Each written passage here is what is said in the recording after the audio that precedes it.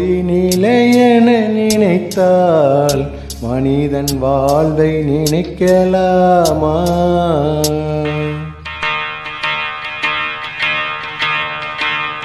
தோல்வி நிலையென நினைத்தால் மனிதன் வாழ்வை நினைக்கலாமா? வாழ்வை சுமையென நினைத்து தாயின் கனவை மிதிக்கலாமா? உரிமை இழந்தோம், உடைமையும் இழந்தோம், உணர்வை இழக்கலாமா? உணர்வை கொடுத்து உயிராய் வளர்த்த கனவை மறக்கலாமா?